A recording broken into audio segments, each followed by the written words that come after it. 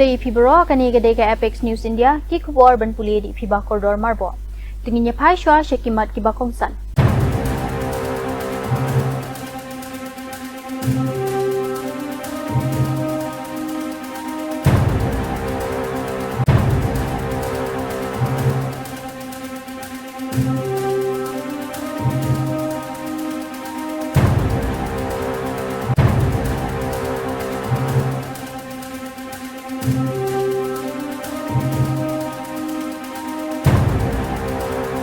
Kikubor Kibabanya. Mentakas ngi Menteri Rangba Gajalau Kongrat ke Sangma ulaple ya ka program Aijing Hikai ya kinong Japan balapanlong da ka Meghalaya State Skill Development Society katanat Labor, Employment and Skill Development jong ka Sarkar Meghalaya haka Mount View Building Barik Shillong. Haka ni ka jing play padba ladan lang ru Menteri katanat Labor Umetadias Dahar bad unishikwa Tushia Kisan Ubade Chairman but CEO jong ka Asian Group CO Limited na lor kinong hikay na Japan but ki officer na ka MSSDS. Unang siya kano panbatay bom ha Delhi u Amir Rashid Ali ula syakem ha ka National Investigation Agency hinin kasi. Balara ya u Shapatyala House Court kabadon ha Delhi. Kabas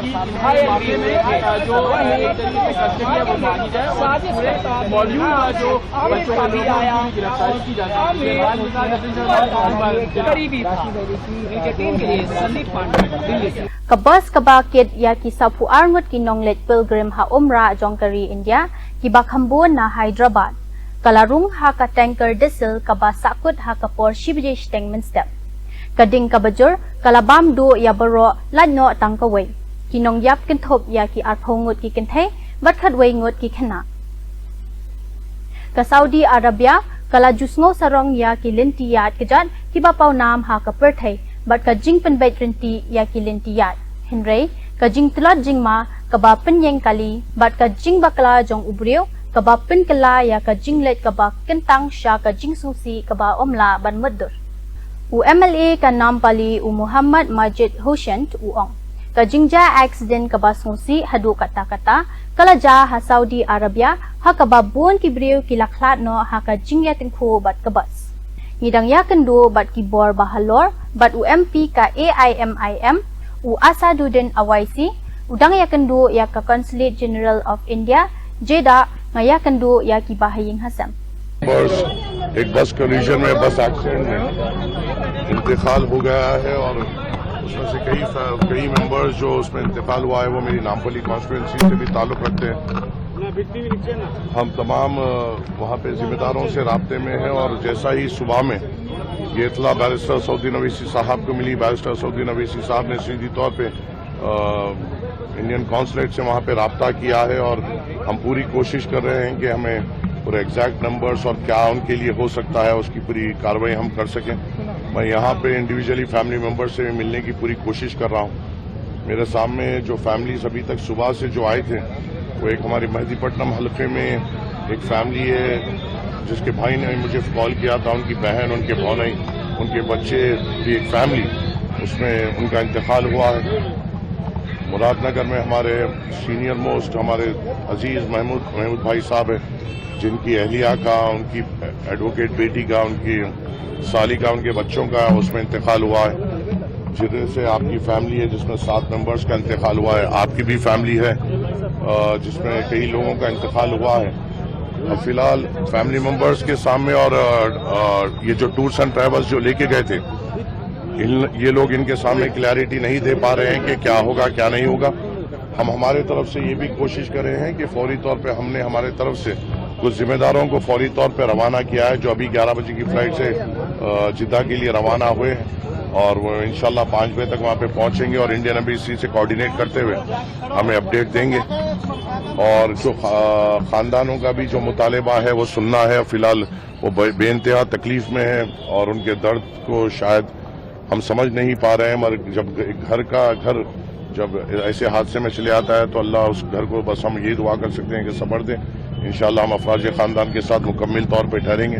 जो हमारे से ताउन हो सकता है हम करेंगे, जो हमारी ताकत से इनकी मदद हो सकती है हम बराबर करेंगे और इंशाल्लाह कोशिश करेंगे कि घर घर जाकर इनके फैमिली मेम्बर से मुलाकात भी कर सकें और उनसे हौसला भी दे सकें और जो इंफॉर्मेशन के लिए लोग बेचैन हैं कि हुआ क्या था, कैसा हुआ था, क्या हालात में है और बॉडी ला सकते हैं या नहीं ला सकते हैं, उसकी पूरी क्लैरिटी हम शाम तक लेके इंशाल्लाह इन लोगों को अपडेट करने की पुरजोर कोशिश करेंगे इंशाल्लाह। Habakren halor ka LAC, ka jingede ka India bat ka China, u he shipai, u General Apendra dui vidi uong. Kala don shibon ka jingkiyo ha ka jingede joni, India bat China. Nadu ubanai risau baladam, hadien ka jingyakren hapadeng jongki nong yalam jongki artelikiri, बनवन रा या का जिंगलोंग का बातिकना। चीनी राष्ट्रपति Jinping के बीच एक मुलाकात हुई, उन सारी चीजों के मद्देनजर क्या वाकई जो एक्चुअल सिचुएशन है ग्राउंड पे वो चेंज कर रही है? इसके बारे में ये कहना चाहूंगा कि पिछले 1 साल से बहुत ज्यादा बदलाव आया है। मतलब अक्टूबर 2024 से लेके आज की तारीख तक हमारे रिश्तों में काफी सुधार आया है। सुधार इसलिए आया है क्योंकि जो हमारे पॉलिटिकल लीडर्स हैं उनके बीच काफी बातचीत हुई और दोनों का ये संशय रहा कि हम किसी तरह वहां पे जितनी नॉर्मेल्सी ले आएंगे उससे हम दोनों देशों का फायदा है। आप देखिए 21 अक्टूबर पिछले साल जब हमारे ईस्टर्न लद्दाख में जो समझौता हुआ था LAC के ऊपर, उससे कितना फायदा हुआ। कजान में इसलिए 24 तारीख को जो उन्होंने की मुलाकात हुई हमारे प्राइम मिनिस्टर की और प्रेसिडेंट शी जिनपिंग की, वो पिछले साल अक्टूबर में हुई। और देखिए इस बार जो हमारी सितंबर में हुई जब ये यहाँ गए थे अपनी SCO मीटिंग के लिए गए थे, तो इसमें भी बातचीत यही हुई कि सबसे पहले हमें डायलॉग करना चाहिए, हमें बातचीत करनी चाहिए और हमें कॉन्फ्लिक्ट रेजोल्यूशन ढूंढना है, यानी कोई हल ढूंढना है कि ये जो संघर्ष हमारा हुआ है इसका क्या हल मिल सकता है। तो जब वहां से पॉलिटिकल डायरेक्शन क्लियर होते हैं तो हर जगह फायदा होता है। आप देखिए हमारे विदेश मंत्री तो मिलते ही रहते हैं, हमारे जो SR मीटिंग जिसको बोलते हैं, जो NSA साहब हमारे उनके विदेश मंत्री के साथ करते हैं, मांगी के साथ, उन्होंने पहले 18 दिसंबर को की, उसके बाद अभी उन्होंने 18-19 अगस्त को किया, तो उसमें कोई चीजें मसले सुलझ के आए। उसी प्रकार से हमारा देखिए रक्षा मंत्री जी वो जून में गए, जब जून में गए तो उन्होंने बल्कि वहां के जो डिफेंस मिनिस्टर थे, रक्षा मंत्री, उनसे बोला देखिए जी अभी वक्त आ गया है कि हमें डिसाइड करना है कि बर्फ पिघलनी चाहिए ना पिघलनी चाहिए, एक डिसीजन लेना चाहिए। और उसके बाद जब अभी वो बैठे हुए थे ADM प्लस में 1 नवंबर को जब वो मलेशिया में थे, तो दोनों साथ में बैठे हुए थे और दोनों ने यही एक हल निकाला कि मेरे ख्याल से जितनी ज्यादा बॉर्डर पे बातचीत होगी उतना में हल मिलेगा। लेकिन मुझे याद है मैं विदेश मंत्री से एक इंटरव्यू कर रही थी और उन्होंने मैंने कॉम्प्लीमेंट किया कि भारत की डिप्लोमेसी किस तरीके से बदली है। उन्होंने कहा कि अगर सरहद पर बैठी हमारी सेना उतनी मजबूत नहीं होती तो हमारी डिप्लोमेसी ऐसी नहीं हो सकती थी, मुझे वो प्लेटफॉर्म नहीं मिलता बात करने के लिए। और इसीलिए मैं उस डिफेंस डिप्लोमेसी की आपसे बात पूछना चाहती हूँ कि जो एक हार्ड पावर डिप्लोमेसी है वो कितनी प्रभावशाली होती है? देखिए सबसे पहले चूंकि आपने श्री जयशंकर जी की बात की, विदेश मंत्री जी की, वो पिछले अक्टूबर में हमारे पास आए थे और उन्होंने सारे आर्मी कमांडर्स को एड्रेस किया था। जब उन्होंने संबोधन किया था तो उन्होंने हमें ये बताया था कि डिफेंस डिप्लोमेसी एक ऐसी चीज है जिसमें मेरे ख्याल से भारतीय सेना को बहुत कुछ करना है, अभी बहुत कुछ सीखना है, बहुत कुछ करना है, क्योंकि ये मेरे ख्याल से डिप्लोमेसी का बहुत अहम भूमिका निभाती है। तो हम बात करें तो hard power and soft power, diplomacy soft power हुई, फौज हार्ड पावर हुई, अगर दोनों को आप मिलाते तो स्मार्ट पावर बन जाता है। तो इसका मतलब ये है कि डिफेंस डिप्लोमेसी को हम स्मार्ट पावर बोलते हैं। और जैसे डेटरेंस वैल्यू तो आपको पता ही है, लेकिन हम एक डिप्लोमेसी के ढंग से देखें तो बहुत हमारे दायरे बढ़ते हैं। कैसे दायरे बढ़ते हैं? कहने का ये मतलब है कि हम सबसे पहले जब दो देशों के बीच में अगर डिप्लोमेटिक रिलेशंस हैं, उसमें मिलिट्री अगर आ जाती है, तो हमारे रक्षा मंत्री जी कहते हैं संगीत और सेना ये दो ऐसे हैं जो सारे विश्व में एक दूसरे की भाषा समझते हैं। संगीत के लिए आपको भाषा समझने की जरूरत नहीं, मिलिट्री को आपस में बातचीत करने की भाषा की जरूरत नहीं है। तो ये एक ऐसी चीज है कि जब हम किसी भी देश में जाते हैं, जैसे मिलिट्री उससे मिलते हैं, हम दोनों एक दूसरे से वार्तालाप कर सकते हैं, एक दूसरे को समझ सकते हैं। तो आपसी जो विश्वास होता है वो एक बढ़ने लगता है। जब आपसी विश्वास बढ़ने लगता है तो आप देखेंगे कि दोनों में क्लोज कॉपरेशन शुरू हो जाता है, चाहे वो एक्सपोर्ट इंपोर्ट का हो या ट्रेडिंग के ऊपर हो या टेक्निकल एक्सचेंज का हो, सब्जेक्ट मैटर एक्सपर्ट का हो, और किसी भी तरह की बातचीत हो, ट्रेनिंग का हो, या हम एक्सरसाइजेज जो करते हैं, और जरूरत पड़ने पे इवन यूनाइटेड नेशंस में जो हमने साथ में काम करना है उसके लिए भी हम काफी आगे बढ़ सकते हैं। तो उसको हम अगर चाइना के संदर्भ में रखते हुए देखें और वहां पर बदले हुए और बदलते हुए हालात देखें, आगे का रास्ता क्या देख रहे हैं अब यहां से? कैसे कंप्लीट नॉर्मलसी हो सकती है और क्या उसकी दिशा में हम बढ़ चुके हैं? अगर आप देखें पिछले एक साल में तकरीबन जो ग्राउंड लेवल पे इंटरेक्शन है, हमने 1100 इंटरेक्शन किए हैं, यानी हर दिन 3 इंटरेक्शंस तकरीबन हुए हैं। तो इसका मतलब ये है जो हमारी बातचीत है ग्राउंड लेवल पे, अभी पहले क्या होता था कि सिर्फ कोर कमांडर लेवल पे होती थी, अभी हमने उसको battalion commander, company commander level तक ले आए, ग्राउंड कमांडर तक ले आए हैं। तो उसका क्या फायदा है कि जो बहुत सारी चीजें हैं जिसको अगर हम ऊपर लेवल पे जाएंगे तो फाइलों में फंसती जाएंगे, लेकिन नीचे लेवल पे हम चाहेंगे तो वो हमेशा सुलझ जाएगी।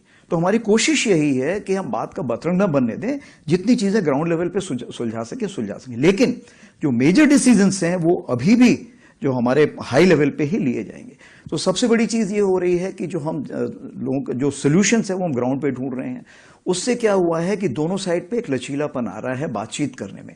दोनों साइड को चूंकि ऊपर की तरफ से भी डायरेक्शंस है कि भाई बातचीत में जितना सॉल्व कर सकते हो, जितना आप सोल्यूशन ढूंढ सकते हो, उतना ढूंढने की कोशिश करो।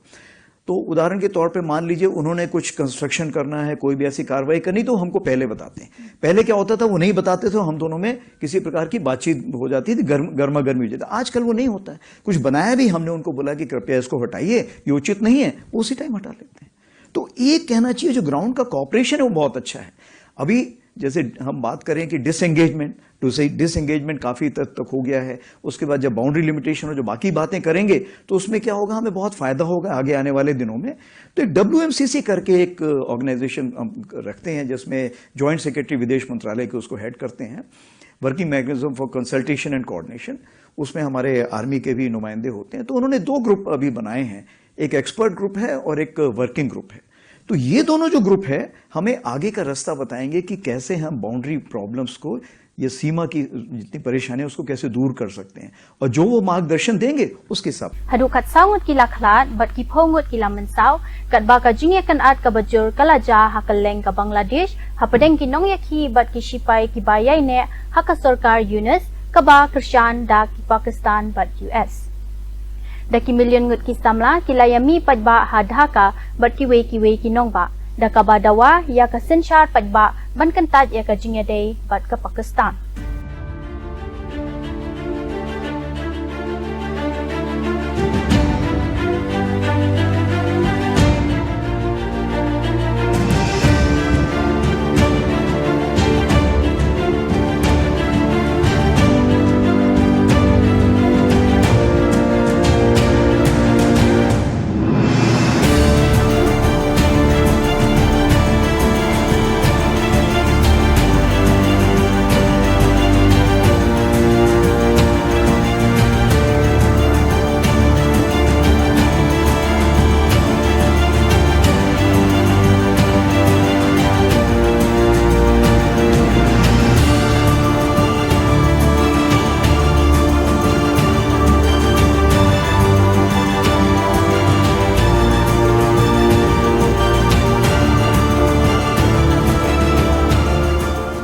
Ke SP yang Cendolkar Bhutia Koong, hilayo kem ya Uhamun Siddiqui, na Hyderabad uba penyat ya ka company share marketing investment jong u ha Hyderabad. Upenyat ya ka company ka bakerteng Al Fahad Fincom Limited bat uday managing director ringkat bat katengah jong u. Kila Shubham Club ya ki million tingka bat ushim pisa na ki padba da ka bakular ban ai hadu 4% ka interest. Upenyat ya kanega company hadu arsnam bat haus nam balai ulalat marau bat kaying kasem jong u. Ujawat Siddiqui uday uhman bahe du jong u. बात से पकड़ाया है। Mister Hamood Siddiqui लगभग 50 साल के हैं अभी, और वो हैदराबाद में एक शेयर मार्केटिंग इन्वेस्टमेंट टाइप का एक खुद का कंपनी चला रहे थे, जो खुद वो MD भी थे और चेयरमैन भी वही बने थे, और वो भी वहाँ पे गाडचिबोली करके एक एरिया हैदराबाद में, तो वहाँ पे उनका एक प्राइवेट फर्म है और वो वहाँ पे अपना व्यापन संपादित कर रहे थे। मैम, ये जो अल फलाह यूनिवर्सिटी के जवाद सिद्दीकी हैं, उनसे क्या संबंध है हमूद सिद्दीकी का? हमूद सिद्दीकी महू के रहने वाले थे। वो लगभग सन 1995-96 करीब उनका एक फिनकॉम फाइनेंशियल कंपनी चलता था, जिसका नाम था अल फहद अल फहद फिनकॉम लिमिटेड करके वो एक इन्वेस्टमेंट कंपनी चलाते थे, जिसमें वो खुद मैनेजिंग डायरेक्टर थे और उनके पत्नी और एक और व्यक्ति था उनके परिचित। वो तीनों managing director board of members थे कंपनी के, और इनके द्वारा लाखों का गबन किया गया था। लगभग 3 कंप्लेंट जो मैं बता रही थी, एक में लगभग उनका 2 लाख, 2 कंप्लेंट में लगभग 20 लाख और 5 लाख, ऐसे करके लगभग अबाउट 40 लाख का जो है अमाउंट था। आई एम श्योर उसमें ज्यादा भी हो सकते हैं क्योंकि हमारे पास कंप्लेनेंट्स तब एक ही आए थे। तो ऐसे करके उन्होंने लाखों का गबन किया हुआ था एंड वो फरार चल रहे थे काफी टाइम से। तो हमारी पुलिस की ओर से काफी सराहनीय काम रहा। बहुत ही अच्छी तरीके से इन लोगों ने विदाउट एनी मतलब नॉइज और ह्यूमन क्राई उन्होंने अच्छे तरीके से इसको अंजाम दिया। ये पहली बार ही गिरफ्तार हुआ है गबन के बाद या गिरफ्तार हो चुका था जमानत के साथ? ये पहली बार ही गिरफ्तार हुआ है। मैडम, ये जो 307 का केस था, ये क्या मामला था, कहाँ का था, कुछ जानकारी है? ये एक्चुअली हमारे पास 88 का प्रकरण है ये, तो इसका जानकारी अभी मुझे लेना पड़ेगा, बट इसमें मतलब राइटिंग हुई थी और 307 का प्रकरण है। फ्रॉड किस किस्म से किया इसने, मतलब इन्वेस्टमेंट का फ्रॉड था, कैसे फ्रॉड? इन्वेस्टमेंट का फ्रॉड था। ये लोगों से पैसे लेते थे और उसको लगभग अबाउट 20% इंटरेस्ट में दिलवाने का बोल के पैसे लिया जाता था, और लगभग उसने 2 साल कंपनी चलाई और तीसरे साल में ये यहाँ से अपने परिवार सहित फरार हो गया। पूछताछ में हमको ये पता चला है कि जब से ये यहाँ से गया है उसने यहाँ पे किसी के साथ कांटेक्ट नहीं रखा, ना ही उसके फैमिली मेंबर्स के साथ कोई कांटेक्ट रखा है। उसके कोई भाई भी हैं और परिवार में? इनके परिवार काफी बड़ा है एंड ही हैज मतलब उनके जो फादर साहब थे उनके 3-4 पत्नी, लगभग 3 पत्नी थी, तो उनके बहुत इश्यूज भी थे, इश्यूज मतलब चिल्ड्रन भी थे, लगभग बहुत 16-17 भाई बहन हैं इनके। आपने बताया कि हमूद उसकी पत्नी और एक अन्य कौन है? अन्य का नाम एक व्यक्ति है, not being able to recall the name, but वो उनके फैमिली मेंबर नहीं है। हाँ, उनकी फैमिली मेंबर। एक और सवाल, जो कंफर्मेशन बड़ा महत्वपूर्ण सवाल है, आप कंफर्म कर दीजिए। ये जो अल फलाह यूनिवर्सिटी का नाम जो आ रहा है दिल्ली फरीदाबाद में, उसका जो जवाद सिद्दीकी है उससे क्या संबंध है? हमूद का हमूद के बीच में क्या करें? जवाद सिद्दीकी इसका बड़ा भाई लगता है। हाँ, वो इसमें फ्रॉड केस में है आरोपी? नहीं। अच्छा मैम, जो प्रॉपर्टी है जिसे ये माना जा रहा है कि मऊ में वो जवाद अहमद सिद्दीकी गई है, क्या अभी उन्हीं का है या सेल हो गया, क्या उसको लेकर क्या अपडेट है जो घर है मऊ में?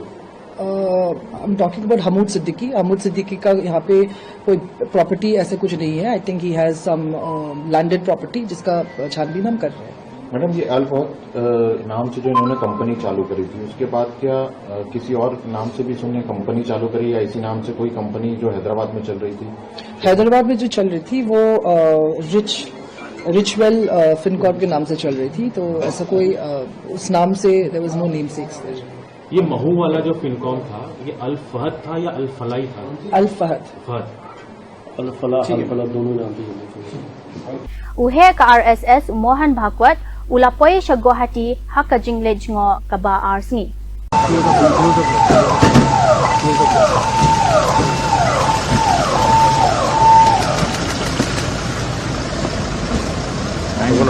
আৰু নাযাওঁ, এইখিনিতে নামোতে যদি নামোতে এখন ফটো ল'ব পাৰোঁ। হ'ব, এইখিনি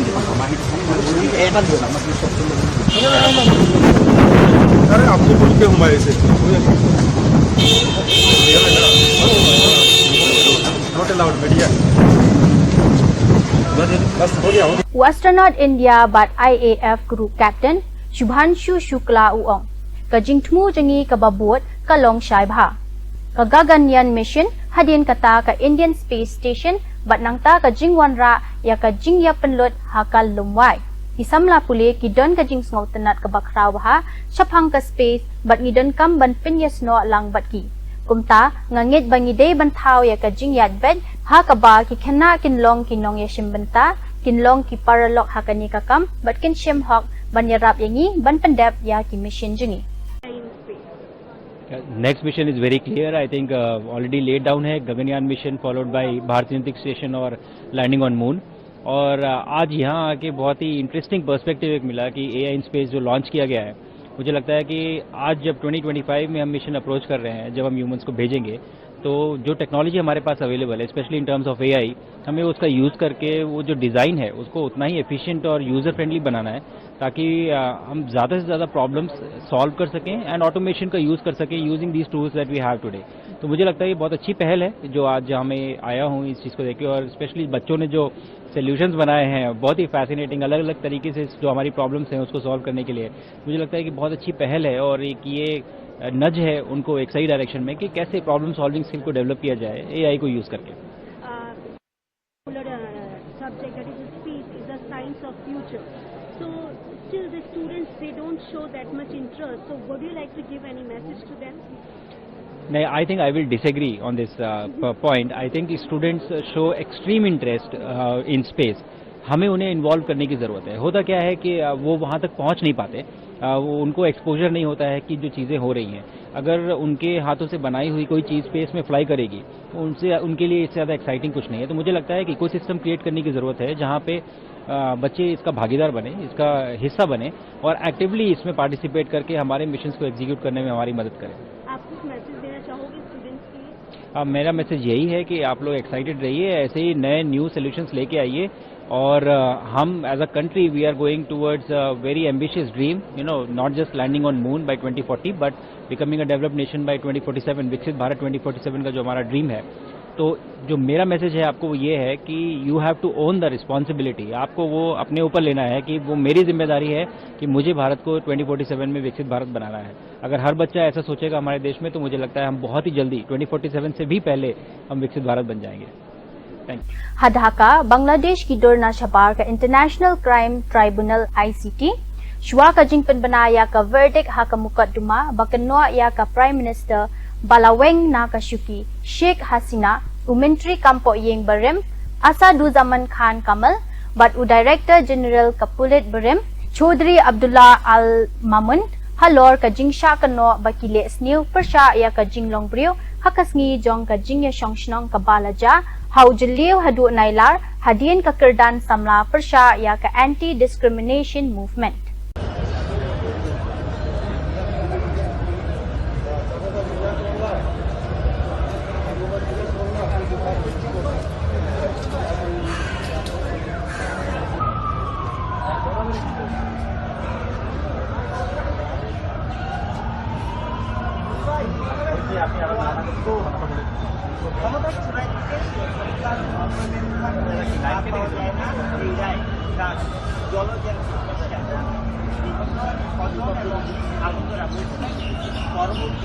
Beda gitu gi kubor ngila poy syakabakut tar hadu banginde syambiang kublai shibun.